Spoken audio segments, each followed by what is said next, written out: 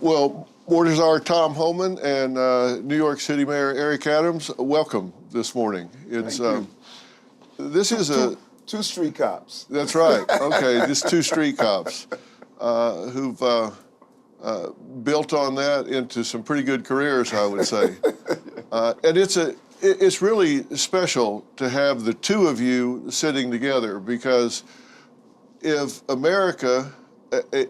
legacy media in America was telling this story, they would have the two of you butting heads, because you are the border czar and you are focused on getting illegal immigration under control, and you are the mayor of the #1 sanctuary city in America. So why are the two of you not butting heads and instead sitting shoulder to shoulder here, helping to manage a major issue in America? And Tom can speak for himself, but I think the beauty of this, if you look at our full scope of philosophies, you'll find places where we disagree. But the foundation of what we agree on is what every American wants. We should be safe, and people should not be committing crimes on our soil and allowed to exploit our systems. And so what he has done through the president's action of shutting down the border, making sure that we go after those dangerous individuals here in our country, is what we are a side by side on. And people want to find the 1% where you may philosophically disagree, and don't look at the 99% of what we're saying the same thing. And being able to just communicate with him and show how we can collaborate in doing that is extremely important for me. And I've been saying this since 2022. And so now I have someone that said, we hear what you say, Eric. I'm saying, Eric, we want to assist you with this. Right. Look, like you said, it's two street cops, and we don't agree on everything, but we do agree on public safety threats. We believe that our community should be safe. So, and look, I've called the mayor out the last couple of years on various networks saying he wasn't doing enough. Then you opened the door for a meet with us, and for the first time in a long time, I saw the cop and Mayor Adams more than I saw the mayor. So we both agree public safety threats have no place in our communities. We both agree that these 300,000 lost children need to be found. So we can agree on some things and disagree on others. But I made it clear to the mayor, and the mayor agrees with me, that we're not asking the NYPD to be immigration officers. We're asking them to help us as law enforcement, working with law enforcement to make our community safer and find these children. So we can agree on that, and I think that's probably the two most important things on my agenda right now that we agree with. And those children matter, and it's ironic. ICE is saying, under the leadership of Tom, is saying we have to go find children that are missing. And people are trying to say, wait a minute, they're trying to go in and raid our schools and take our children out of schools. That's just untrue. And those who are attempting to create this frenzy, instead of the focus of finding missing children who are here in our country, and we need to make sure that they're safe, and then seeking out those that want to harm people who are in this country, that's a clear, direct mission that we could accomplish. Well, I've been working with the border czar and tracking what he's doing, and he has made it very clear from the beginning he wants full transparency. The president has said he wants full transparency, and Tom is the poster guy for that, and that there are three objectives, and correct me if I'm stating these wrong. One, close the border, stop this flow of illegal people coming across the border into our country. Number two, get the criminals off the street, the violent criminals that are coming into our communities and making them unsafe, get them off the street and out of our country. And these are not in order, but, well, the border force is first. And then next, find these missing and exploited children. And those would be the three prongs. Yeah, you got it exactly right, and you're right saying the border's first, right? We can keep bailing water out of the boat, or we can plug the hole. That's what we're doing. We plug that hole. We're stopping the flow of criminal aliens coming to the United States. We're stopping the flow of children being sex trafficked in this country. So the flow is down 90%. Now we got to concentrate on finding these people, criminals and the children, are our priority. Being in the country league is not okay. Entering the country league is not okay. And we'll deal with that sooner or later. But right now, President Trump's made it clear the priority are public safety threats, which it should be. They pose the most danger to this country. And the children, they're second to nothing. I mean, the children are important because many of these children are going to be in sex trafficking, sex slavery, and forced labor. It's not about immigration. It's about saving these children. Do you have any problem with any of those three? Think about that for a moment. Who could? What American would be troubled with those three important prongs? And you know what's interesting? People are saying, well, okay, you call them for this now because the new administration. No, go look at my quotes. Go look at what I've been stating for the last 2 years, that we need to be dealing with the safety of our children, dealing with securing our border, and going after those individuals who are committing these violent acts and criminal acts in our country and in our city specifically. Right. And the two of you, it was interesting. When I talked to you, you and I were off doing something else. I think we were in Arizona or coming back from Arizona. And we talked about Mayor Adams and wanting to meet with Mayor Adams.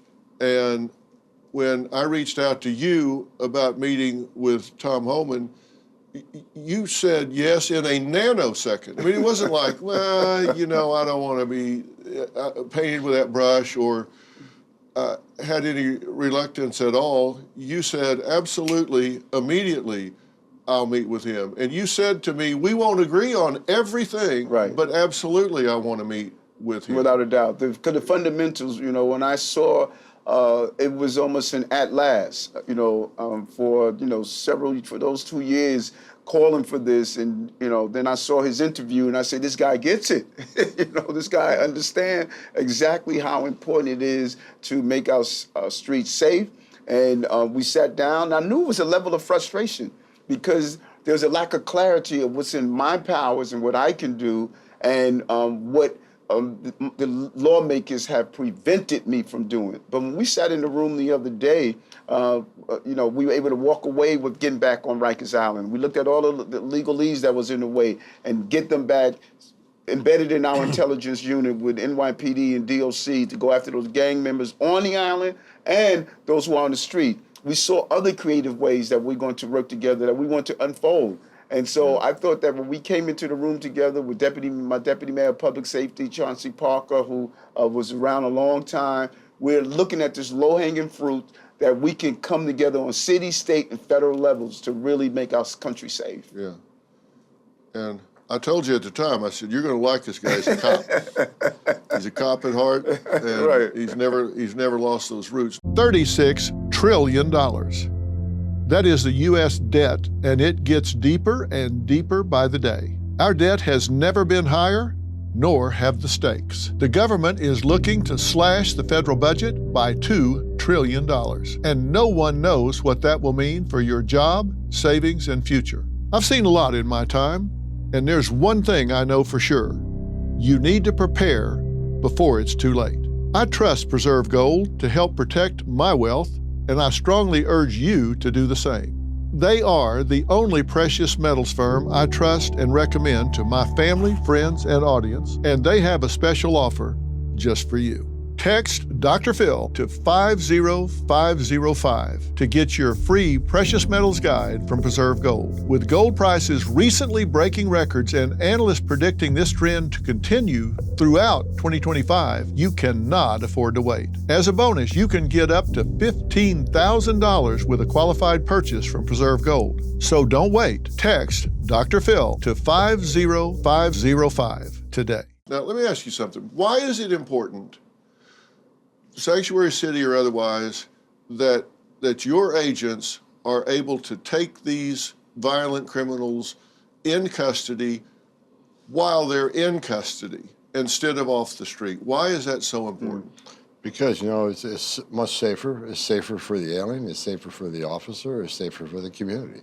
When we can arrest a bad guy in a jail, it's much more efficient, too. One special agent can arrest a bad guy in a jail, take custody of him where we know he don't have weapons because he's behind the wire, and you're surrounded by law enforcement. It's just so much safer. But when you release a public safety threat back into the public, which, just listen to that, releasing a public safety threat back into the public to recidivate and to do. And where's he most likely to commit a crime? In the very community in which he lives, which is the immigrant community. Right. So we're not just talking about American communities. We're talking about immigrant communities, making them safer too. So when you release them, now you can't send one officer because now you got to arrest him on his turf, a criminal, where he has access to who knows what weapon. So now we got to send a whole team, right? Which makes it very unsafe for the officer. It makes it unsafe for the alien himself because anything. I was a cop. The mayor was a cop. Anything can happen on a street arrest. Things can go sideways, but it's safer for the community. So let us arrest a bad guy in the safety and security of a county jail. And I think if you went to an immigrant community and asked them, would you rather have ICE operating in a community or the jail? I would say vast majority say jail because even though these people may be in the country illegally, they're family people. They don't want a predator in their neighborhood either. They don't want someone who's been arrested DUI driving through their neighborhood either. So it's safe for the community. And then, that's what it's all about. So I walked in a meeting with the mayor yesterday. The first meeting I walked in, I'm meeting with the mayor of New York City. Yesterday, I met with a cop because I've gotten to know him. I said, look, we're not going to agree on everything, right, but there's something we can agree on. And we agreed on it. It's important to be in Rikers Island to get the intelligence on the worst of the worst and do some action there. And it's also, we agree on the children. But look, Mayor Adams made it clear to me, and for those people that are attacking him, I'm not asking him to be an immigration officer. He told me he doesn't want to be an immigration officer. NYPD are not going to be immigration officers. Cops working with cops on public safety threats and children. And if anybody don't see that as a common sense approach, then I feel sorry for them, because it should be a nonpartisan issue to keep our community safe. Well said. Well said. Dr. Phil, I just want to touch on that also. Please, go ahead. When I was down in Ecuador and Colombia, and watching people go through the Darien Gap to come up here to America, and many found their way in New York, people were fleeing Ecuador and Colombia because of dangerous gangs. They wanted to stay in Ecuador and Colombia, but the gangs became so dangerous that they fled and made their way here. Then they got here, and they said, wait a minute, the gangs are here. Yeah. Right. So they don't want violent people among themselves, and many of these dangerous people are inflicting violence on the same people that fled their violence in South and Central America and other places. Yeah, and I think people don't understand that's where they start. When the gang members come up here, the first people they prey on are their people. Right. The people that are here from those countries, they go where they're hanging out because they know they have leverage over them. They know that they're afraid of them. They go and start exploiting them, and some of them they recruit out of fear, and then they start spreading out from there. Now, let me ask you guys this, because this is really critical to me. I want to talk about the children. I want to talk about the children in America, the children in New York City.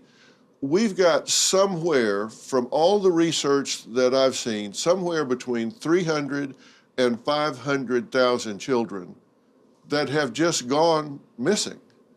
And now some of them have probably found their way to family members, and they're probably safe and being taken care of by people that love and care about them.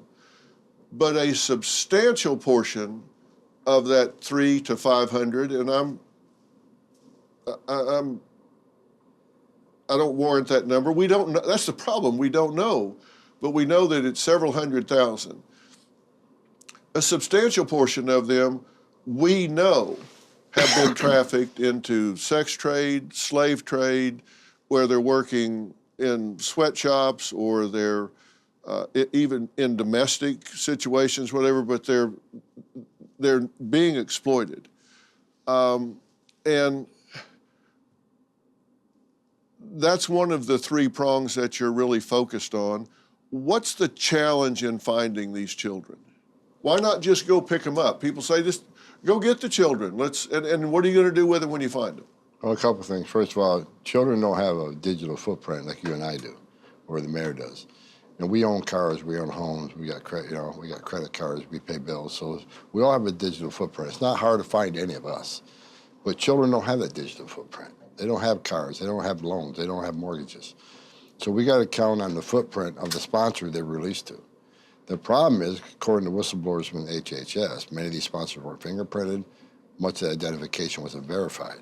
So we're just now getting to the point where some of this data, thank God that Kennedy has now been voted in office. I think Secretary Kennedy's going to help us obtain that data to look for the sponsors. Now, there's some appropriation language where HHS isn't even supposed to share that with enforcement. Get that. That's just a ridiculous rule, because they're afraid, well, if you give it to enforcement, then the parents may not pick the children up in HHS custody. They'll be afraid of immigration consequences. Bunch of garbage. But we got to find a way to grab that data, which we're working on now, to try to find these sponsors. And based on how good that data is how successful we're going to be. And I agree with you. It's many of these children are going to be with family, and they're safe. But at the same token, after 34 years of doing this job and doing numerous sex trafficking and forced labor investigation, some of these children are in forced labor. Some are going to be in pornographic movies. Some are in the sex trade. Some are going to be dead. Some we'll never find. That's just a fact. We're going to find as many as we can and rescue them. They need to be rescued. These children are waking up every day to a life of hell, and they need to be saved. Immigration consequences aside, it's not about immigration. It's about finding these children and saving them.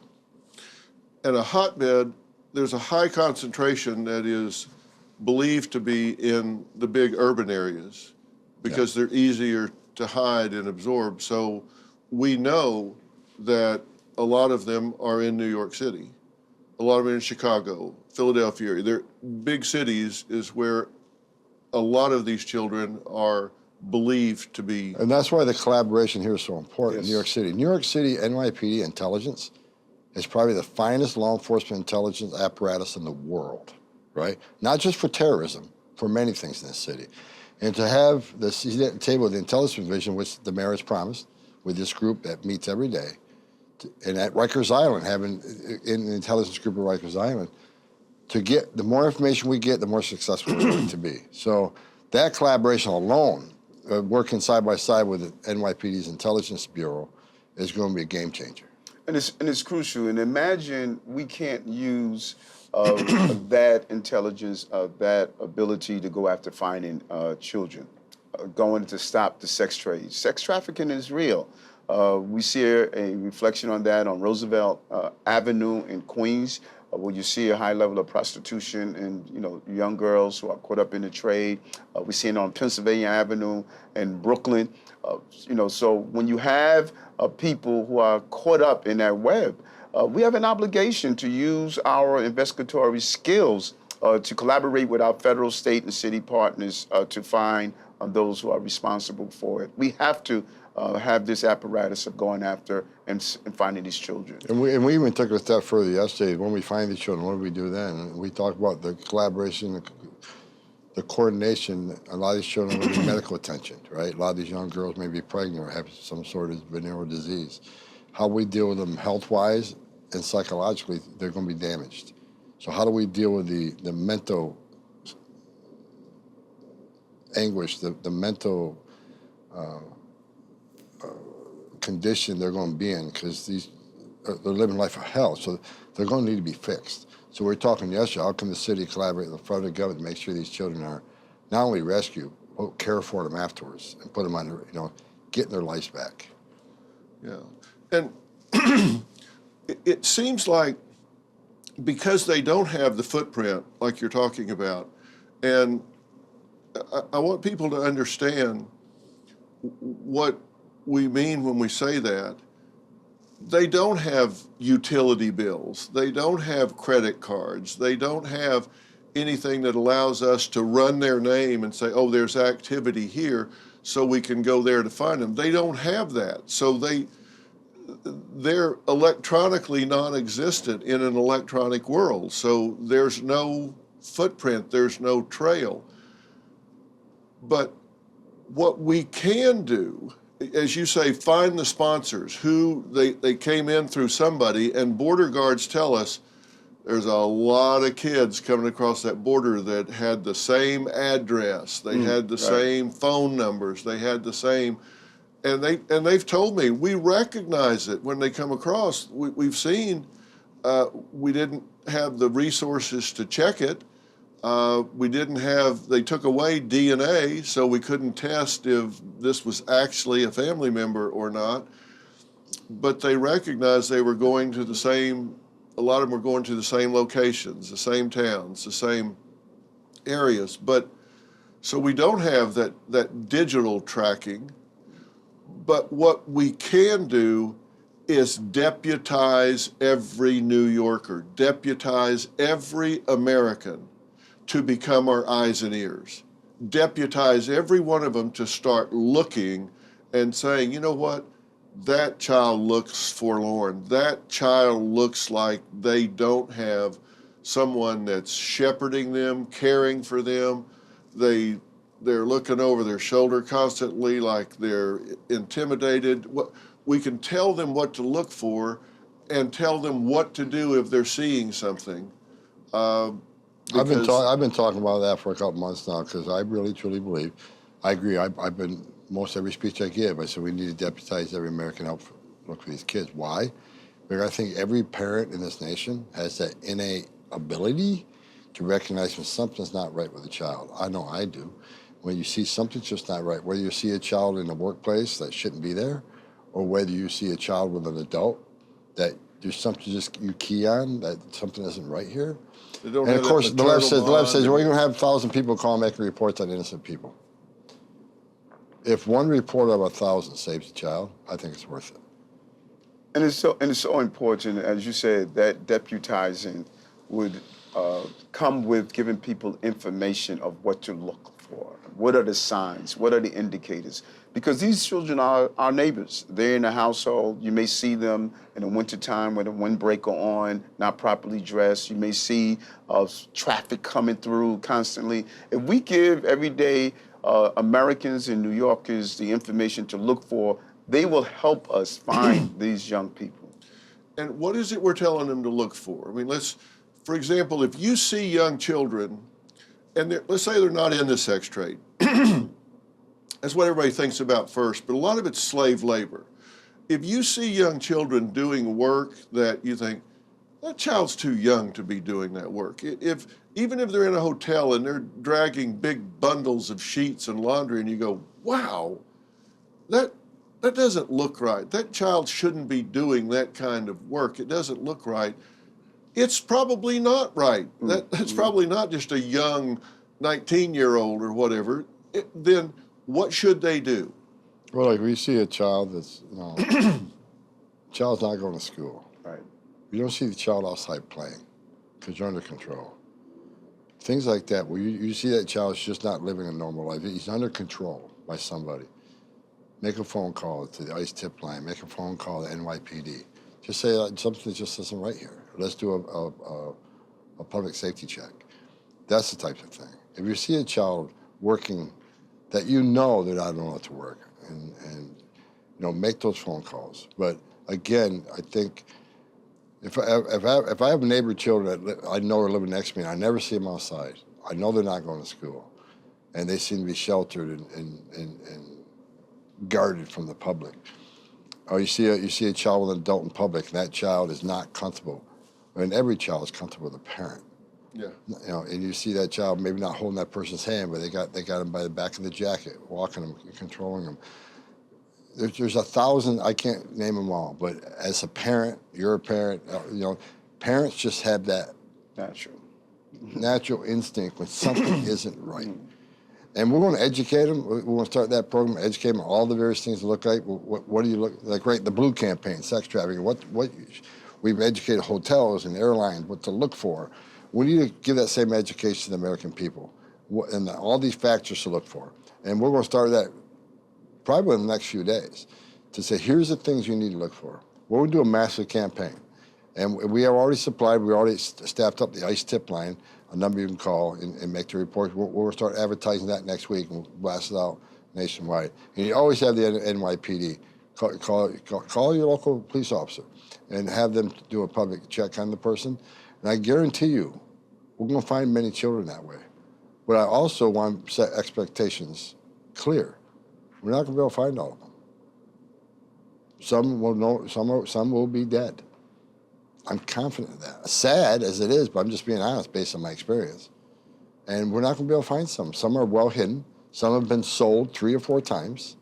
So it's just you find the sponsor. Well, I don't. I no longer have them. For instance, Houston, a high instance. That's something NYPD look at. They had a high instance of runaway teenagers. Look at who was running away. A lot of them were these sponsored kids. Did they run away, or were they sold?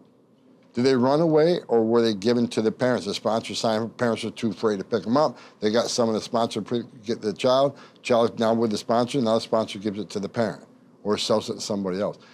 So I'm setting expectations, in the most accurate fashion I can. We're going to find many of them, but we're not going to find all of them. And those indicators are important, particularly during school hours. During school hours, you see a young person in a labor environment during school hours. That should raise a concern. On the streets, selling items on the streets during school hours, in the subway system, selling items. And so really there should be a heightened level of alert during those hours when a child should be inside school somewhere to see that, wait a minute, something is odd here. Yeah.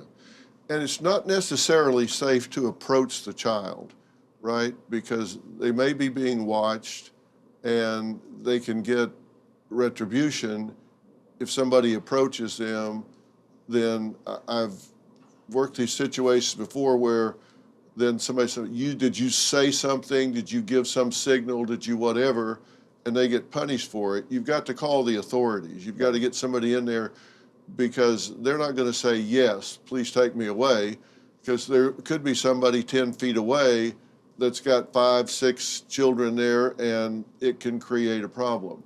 But let me expand this, because I want to hear what y'all have to say about the reality now, because it seems to me, and all of those that are talking about how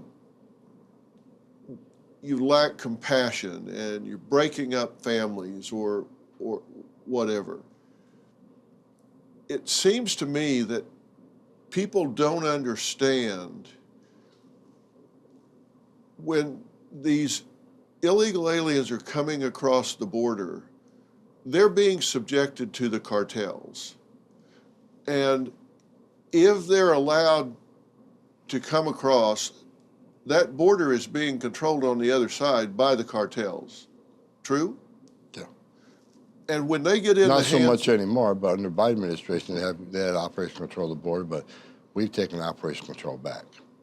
now, but those people that were coming across were getting abused, extorted, raped, molested, whatever, which I can tell you from a psychological standpoint changes them for life.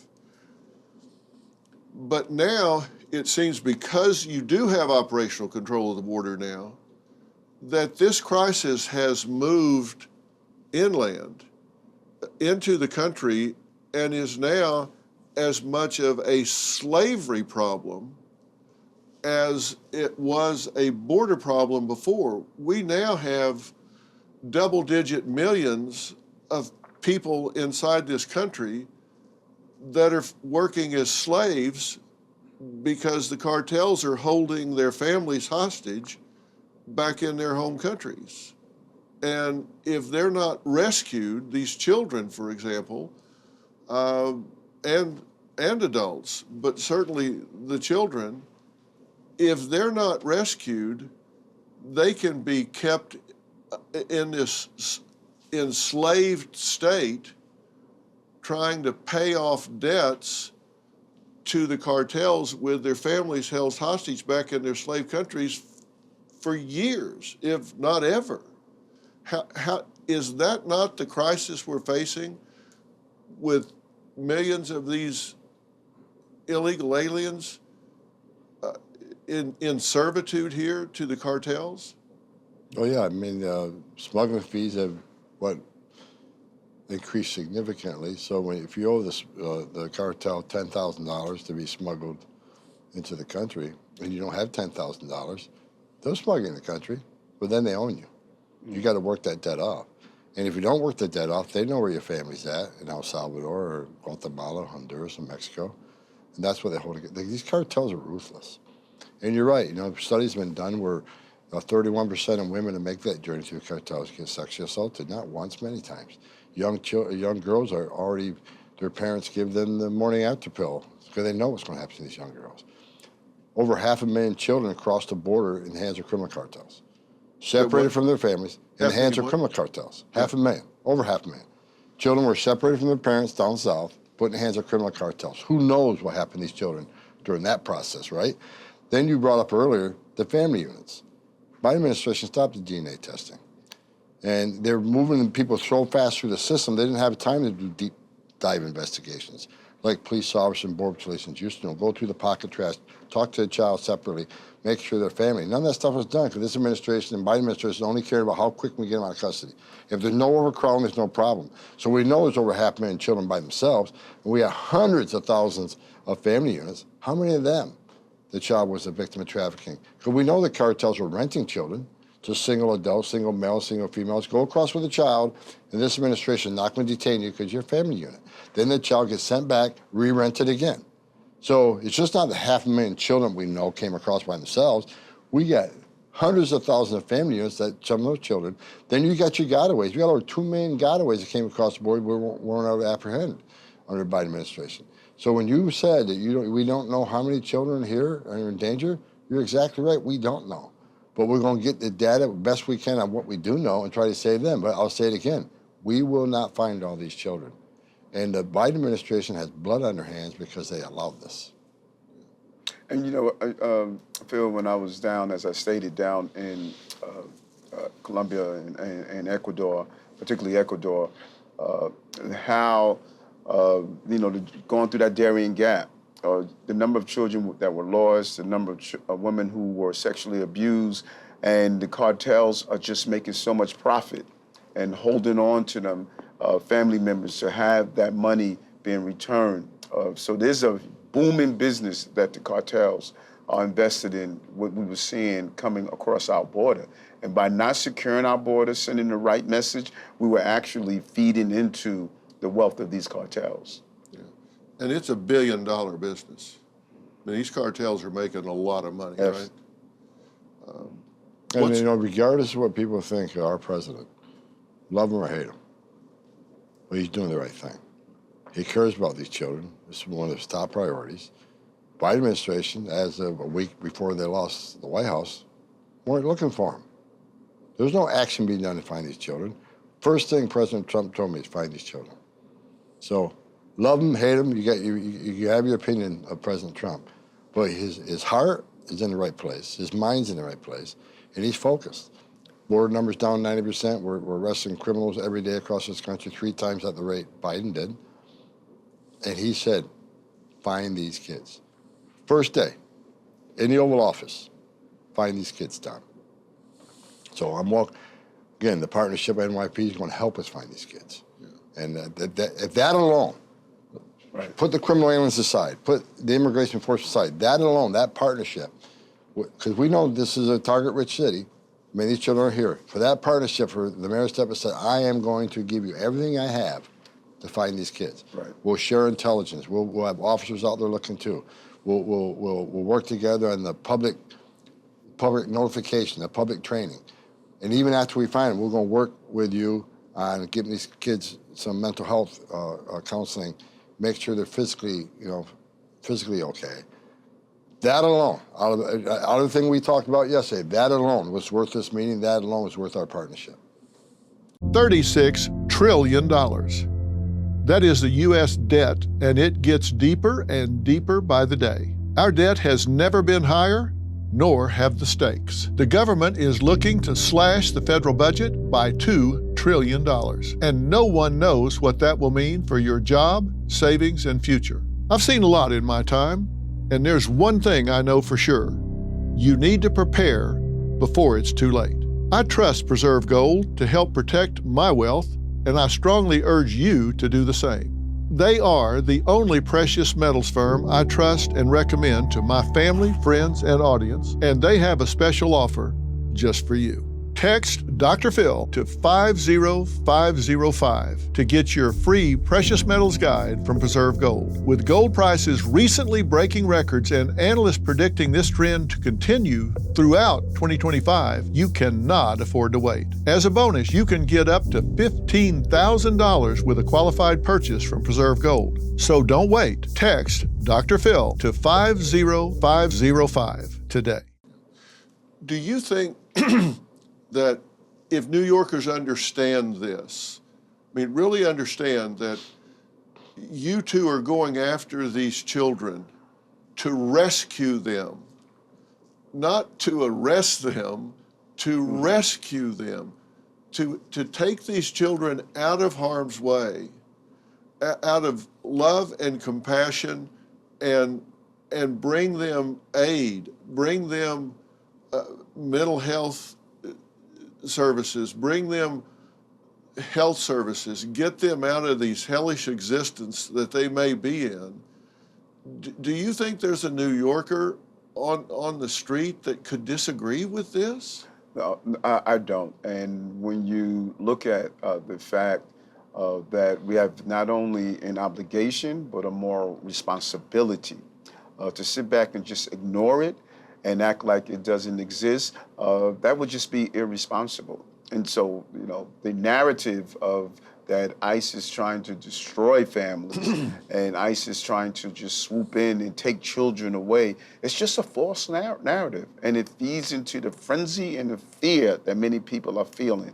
The goal is to make sure that every child that came into this country is found and they are in a safe place, and to go after those who are committing violent acts on not only New Yorkers, but on undocumented people here in this country. My role as mayor is to keep people safe that are in my care and in my city, and I'm clear on doing that, and you don't do it by ignoring the large number of children that are unaccounted for. I've seen the narratives that have been pushed. I saw the narrative that there were border guards on horseback whipping illegal aliens coming across the border from horseback. And I know these people, it was just manufactured. It was just fabricated. And now the narrative is that you've got some happy immigrant child with a backpack and all this, skipping down the street, and ICE agents come sliding up in some kind of vehicle and jumping out with jack boots on and yanking them off the street. That is not what's happening here. We're talking about children that are living in squalor and fear and torture that are being rescued. We've got to make sure people understand the difference between what's being peddled and what's being lived. And Which those is are why two very different things. Which is why you and I have this partnership, why all three have this partnership. Right. We need to control the narrative. We need to be very transparent in what we're doing, which is why we're with Dr. Phil. You got a huge following. You can help educate the American people.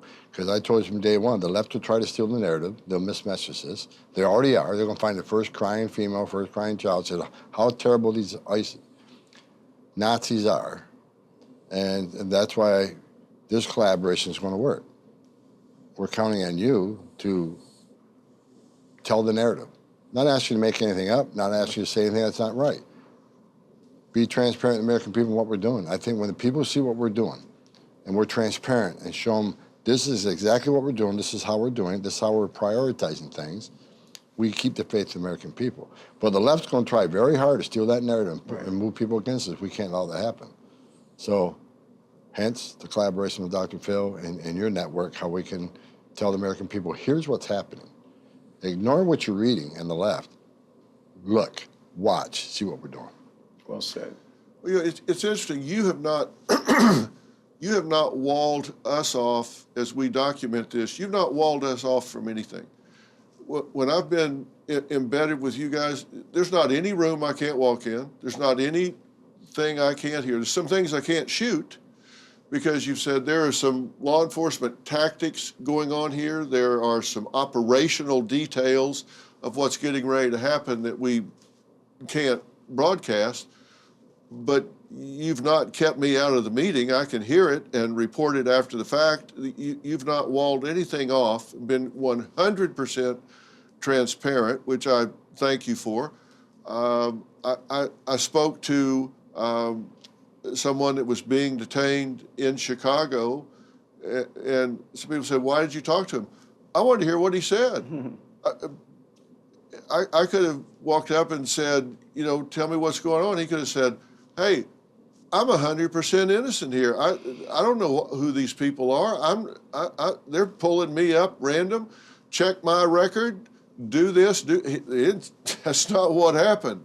But he had an opportunity to say that or do that, and nobody said, "Oh no, don't let him talk to him. We don't want him finding out that that's not the case." And that wasn't the case. No, look, you're going to see very well run operations, very targeted enforcement, but you're going to see mistakes. Right. Because we're human too. That wasn't one of them. Mistakes will be made, but your cameras be rolling then too. And it's like when I say, shut the camera off, we're making a mistake. So we'll do the best we can. And you were out there, very targeted enforcement operation. We know exactly who we're going for, pretty much where we're going to find him, and if he's going to be with others, or if they've got children in the house. And not all the operations were successful. You saw that. Some of the bad guys we didn't catch because you're educated how to evade law enforcement. Well, we'll get them sooner or later. But you saw the difficulty in it. You saw the hard work, and you saw the target enforcement operation. You saw the dedication of these men and women that worked hundreds of hours just to arrest that one bad guy. Yeah. So we're not afraid to show American people anything, including the mistakes. Yeah. And the way, as you said, Tom, the way we minimize the state mistakes is to have a more controlled environment. The more we can minimize those mistakes by having a controlled environment, like our correctional facilities and our local facilities, that can alleviate many of the mistakes. It keeps the community safe because I was documenting one operation to arrest and take out of the community someone that was dealing drugs and arms. And part of it was undercover, and they had to put up a perimeter around it for safety purposes. That individual had his own perimeter, and then he's got a perimeter, then they've got a perimeter around a perimeter. And this is a lot of man hours, a lot of agents, and if this person is allowed to be detained while he is in custody, one officer goes in, takes them, gone, as opposed to hundreds of man hours, a dozen agents, and people can get caught up in a car chase, a crossfire, anything could happen. It puts the community at risk. And if this narrative about going into communities and just sweeping up and picking up a bunch of people, if someone has to be arrested in an apartment in a community, I assume the agents are going to see who that criminal is with. And now there may be 5 other arrests because they're saying who's aiding and abetting this criminal. And if they're illegally here as well, you're not going to turn around and walk away from them because you're targeting the one person.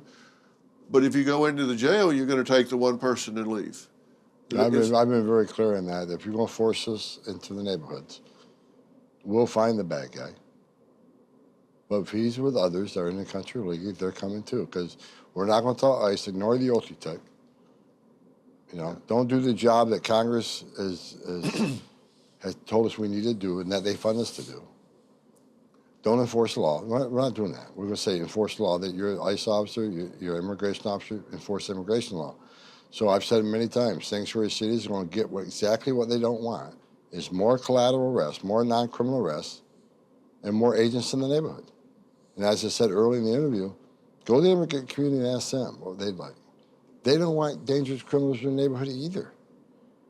the vast majority of family people, God-fearing family people, they don't want criminals in the neighborhood either. And for the left, in some jurisdictions say, well, we want victims and witnesses of crime to feel comfortable coming to the police department without fear they're working with ICE. I've never met a victim and witness of a crime that wants a bad guy back in the neighborhood. Right. It's just a false narrative, as the mayor said earlier. Me and the mayor is working on getting as much as we can in a safe, secure environment to include the intelligence so we can take that intelligence and adapt to the field. That's a smart way to do business. It's a safe way to do business. It's a right way to do business. There's a saying in psychology, what I fear, I create. And that's true with the communities. If they fear people getting taken that aren't violent criminals, that's exactly what they're creating if they force the agents into the community instead of picking them up in jail. And that can be much simpler. And by the way, Lake and Riley would be alive today. Yes. If we would have got somebody while they're in the custody of the police department. And that plays over and over every day across this country. Well, not just in ever. New York, LA, San Francisco, Chicago, Miami. Getting the bad guy before he gets released in the community is going to save lives. I've talked to dozens and dozens of NYPD police officers, the street cops, and asked them how they feel about this, and they have all said universally the same thing. These are violent criminals. We don't care where they're from. We want them out of the community, and there's not anybody that we're out there protecting that does not agree with us. We have not talked to one citizen that doesn't want a violent criminal out of the community. They don't care if they were born down the street or in Mexico or Ecuador. They want violent criminals out of the community. They don't give a damn where they're from. 78% of New York is feel that way. And, from the time that I stated it in the 2022 to where we are now actually seeing the implementation of it, I am just, I'm really pleased to have this collaboration because, it was almost as though I was just crying out in the wind. And this administration heard it. They understood that the foundation of our safety is about closing the borders, securing it, and then go after those violent individuals that are here in the country, and then we must be, we're obligated to find the children. Thank you, gentlemen, for sitting down and talking to me about this. I'm so glad to see the two of you working side by side for America. Like we agreed yesterday, he's going to hold me accountable, I'm going to hold him accountable. We're going to have arguments. Right. This isn't a perfect relationship. Right. But it's the start of a good relationship. Right. Yeah. And thank you. Well, I'll do therapy on you like an old married couple if you get in a fight. Gentlemen, thank you for sitting down and talking about this. Let's keep this dialogue going so people don't get the wrong narrative and understand what you're doing, and let's keep a progress report. How many arrests have been made so far in the first 3 weeks? I think we're about 16,000. How many? 16,000. 16,000 violent criminals, plus those that are around them that you've had to pick up because you were in the community. And every gang member we take off the street, every criminal we take off the street is a success. I've been asked many times, what's mission accomplished? Mission accomplished, taking every foreign gang member off the street, taking every criminal alien off the street. But to me, I get 1,000 mission accomplished every week. Every gang member taken off the street, every public safety street, mission accomplished, because that's one less bad guy to harm our citizens and harm the immigrant community. One of the first things I said to you when you said that some of the countries say they won't take them back, President Trump cleared that up, it seems. Yeah, President Trump's one badass president. I don't care if you like him or not. And I said from day one, they said, well, Venezuela won't take him back. Oh, really? Watch. Yeah. Because Mexico didn't want to do Remain in Mexico program. Canada didn't want to step up. President was a game changer before he even took oath of office by what he was saying. And the success on the border, 90% decline, I'm not taking credit for that. His executive orders were a game changer. Again, I've said it this morning, he proves to me every day why he's the greatest president in my lifetime. Well, I was with the president yesterday, and we met privately, and first round out of the box, said Tom Homan is out there getting it done. We're going to get it done. Yeah. And we're going to get it done here in New York. Yes. Yeah. Well, he's awfully proud of the job you're doing. He said that to me straight up out of the box. So. No, it's just not Tom Homan. We got Christy Noem. We got Steve Miller, the architect. Steve Miller is brilliant. Yeah. We got Tony Salisbury. We got a whole group at the White House and a whole group in the field at DHS with Christy Noem. It's a team effort. So I'm not going to take all the credit. But we got a lot of great minds. But the most important thing, we have a president that's opened up the aperture, give us all the authorities we need, thinking out of the box, signing executive orders. That is a game changer right there. Yeah. Well said. Absolutely. You bet. Gentlemen, thank you. Thank you. Good to see you. All right. All right. Thanks, man. I appreciate everything.